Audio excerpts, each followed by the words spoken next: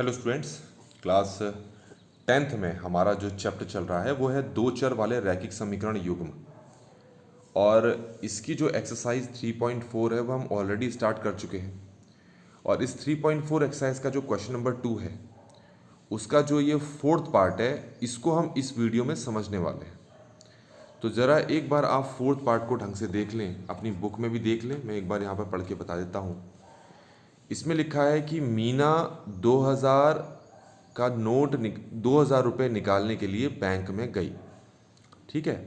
और उसने खचांगी से मतलब कैशियर से कहा कि उसे 50-50 के और 100-100 के नोट ही दें।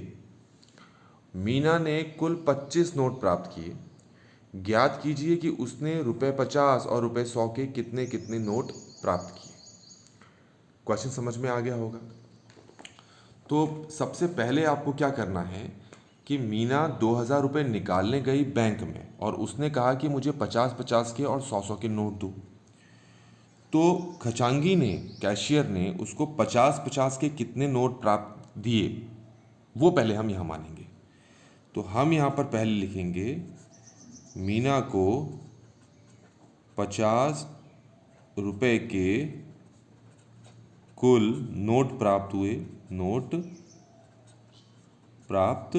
हुए। पहले तो हमें ये लिखना है। तो हम मान लेते हैं कुल उसको कितने नोट प्राप्त हुए, x। इसी तरीके से मीना को 100 रुपये के कुल नोट प्राप्त हुए, उसको हमने क्या ले लिया, y। ये पहला स्टेप समझ में आ गया होगा आपको। ठीक हो गया। ध्यान रखना, मीना को 50-50 के कुल x नोट प्राप्त हुए। अब इसका क्या मतलब है, मान लो तुम बैंक वाले के पास जाते हो और तुम कहते हो कि मुझे सिर्फ 50-50 के नोट दो और कुल 10 नोट दो। तो ऐसी स्थिति में जितने नोट तुम्हें मिले हैं उसको 50 रुपये से मल्टीप्लाई करोगे, गुणा करोगे, तो कुल इसका मतलब तुम्हारे पास कितने रुपये हैं, 500 रुपये हैं, है ना। ये तो हो गई नोटों की संख्या। नोटों की संख्या को एक नोट के मान से मल्टीप्लाई करोगे, गुणा करोगे, तो कुल रुपये आपके पास आ जाते हैं। तो यही चीज़ यहाँ पर भी है। तो मीना को 50 रुपये के कुल x नोट मिले हैं।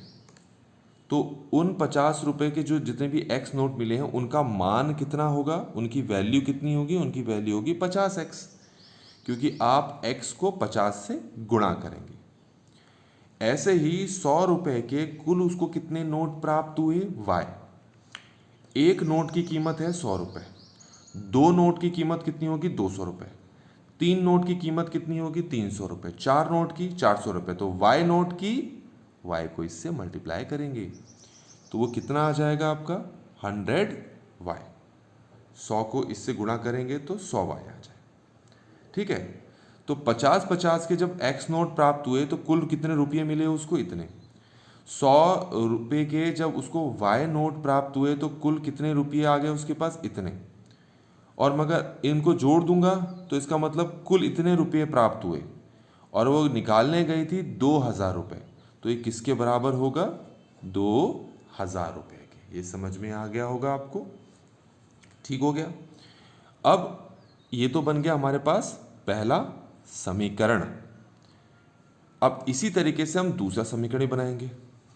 अब क्वेश्चन में साफ साफ लिखा हुआ है, मैं क्वेश्चन में एक बार दिखा दूं, उसमें साफ साफ लिखा हुआ है कि मीना ने कुल 25 नोट प्राप्त किए। अब इसका क्या मतलब है, मतलब है कि जब उसको 50 रुपये के नोट मिले और उसको 100 रुपये के नोट मिले तो कुल नोटों को गिना उन्हें, तो उसको पता लगा कुल उसके पास 25 नोट हैं, जिसमें 50-50 की नोट भी हैं और 100-100 की नोट भी हैं। तो उन नोटों की कुल संख्या किसके बराबर है बच्चों, 25 के। तो ये हमारे पास दूसरी स्टेटमेंट से दूसरा समीकरण बनकर तैयार हो गया। अब हमें इन दो समीकरणों को विलोपन विधि से हल करना है। पर हल करें उससे पहले आप ये देखें, ये जो हमारे पास पहला समीकरण है इसको हम और सरल बना सकते हैं। अगर आप चाहो तो हम सरल बना सकते हैं, और नहीं आपको सरल बनाना है तो भी कोई दिक्कत नहीं है, हम सरल बनाकर भी इसको हल कर सकते हैं। ठीक है। अब कैसे हम इसको, इन दो समीकरणों को सॉल्व करेंगे, मैं सरल नहीं बना रहा हूँ, मैं ऐसे ही लेकर चलता हूँ। तो कैसे हम इस दोनों को हल करेंगे विलोपन विधि से, ज़रा इसको आप ध्यान से समझेंगे। तो सबसे पहले मैंने लिखा 50x, फिर लिखा 100y और इक्वल टू लिखा 2000। दूसरा मैंने लिखा x plus Y equal to 25। अब सबसे पहले आपको ये तय करना होता है कि आपको विलुप्त किसको करना है। जैसे मैं अगर तुमसे कहूँ कि मुझे y को विलुप्त करना है, तो y के जो गुणांक है, मतलब y के जो आगे जो नंबर हैं वो एक जैसे होने चाहिए। यहाँ पर y के आगे है 100, यहाँ पर y के आगे कुछ नहीं दिखाई दे रहा, मतलब 1 है। ठीक हो गया। तो हम क्या करेंगे, y के आगे जो नंबर है उसको यहाँ गुणा कर देंगे और इस y के आगे जो 100 है उसको यहाँ पर गुणा कर देंगे। ये समझ में आ गया होगा आपको। अब इस एक को यहाँ सबसे गुणा करेंगे तो वापस यही चीज़ आ जाएगी, मतलब कि आ जाएगा 50x प्लस 100y बराबर 2000। y को इससे गुणा करेंगे यही आ जाएगा, y को इससे गुणा करेंगे यही आ जाएगा, y को इससे गुणा करेंगे यही आ जाएगा। अब हम बात करते हैं 100 की। इस 100 को पहले इस x से गुणा करें तो क्या आ जाएगा 100x, फिर ये प्लस है। इस 100 को इस y से गुणा करें तो क्या आ जाएगा 100y इक्वल टू इस 100 को इस 25 से गुणा करें तो कितना आ जाएगा आपका 2500। यहाँ तक समझ में आ गया होगा बच्चों आपको। अब हमारे पास ये जो दो समीकरण बन के तैयार हो गए हैं, अब हमें इनको क्या करना है, हल करना है। और आप देखें कि y के गुणांक अब एक जैसे हो गए, पर उनके आगे एक जैसा साइन है। तो जब साइन एक जैसा होता है, जिसको विलुप्त करना है, जैसे यहाँ पर y को विलुप्त करना है, अगर उसके आगे के साइन एक जैसे होंगे तो हमेशा आप दोनों समीकरणों को घटाएंगे।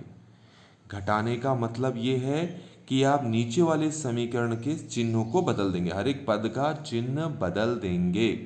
100 के आगे कौन सा साइन है, प्लस, क्या हो जाएगा माइनस। 100 के आगे कौन सा साइन है, प्लस, कौन सा साइन हो जाएगा माइनस। इस 2500 के आगे यहाँ पर कौन सा साइन है, नहीं दिखाई दे रहा, तो मतलब प्लस है, तो अब उसको हटाओ, उसकी जगह क्या हो गया माइनस। 100y माइनस 100y 0 होता है तो ये कट गए। 50x माइनस 100x हो जाएगा माइनस 50x इक्वल टू ये है 2000, नीचे है माइनस 2500। तो बच्चों अगर आप 2000 में से 2500 को घटाएंगे तो आपके पास माइनस 500 आएगा। आप ये चेक कर लेंगे, ठीक है। अब यहाँ भी माइनस है, यहाँ भी माइनस है, तो ये कट जाएंगे। तो आपको मिलता है 50x इक्वल टू 500। अब ये 50 कहाँ जाएगा, क्योंकि मुझे x का मान निकालना है, तो इसको 500 के नीचे फेंक देंगे, तो 500 के नीचे हम ले आते हैं इसको। अब इसको हल करते हैं तो देखो ये 0 से 0 कैंसिल हो गया, 50 को 5 से भाग करोगे तो ये 10 आ गया। ये बातें समझ में आ गई होंगी आपको। तो मुझे x का मान मिल गया है। अब मुझे निकालना है y का मान। तो जब x का मान मुझे मिल गया है तो इसको समीकरण 1 और समीकरण 2 में किसी में भी, तुम्हारी मर्जी है, x की जगह पर रख देंगे। x की जगह क्या रखेंगे 10।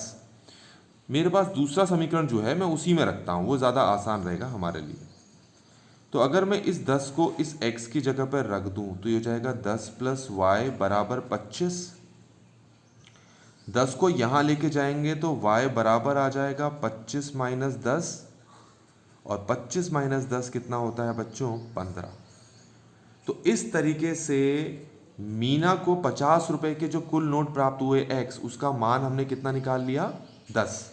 मीना को 100 रुपए के जो कुल नोट प्राप्त हुए जिसको हमने y लिखा है, वो किसके बराबर होगा 15। तो इस तरीके से 50 रुपए के कुल कितने नोट प्राप्त हुए वो भी निकाल लिए हमने, और 100 रुपए के कुल कितने नोट प्राप्त हुए वो भी हमने यहाँ पर निकाल लिए। तो आई होप कि आपको ये पूरा का पूरा जो सोल्यूशन है वो समझ में आया होगा। Thanks for watching.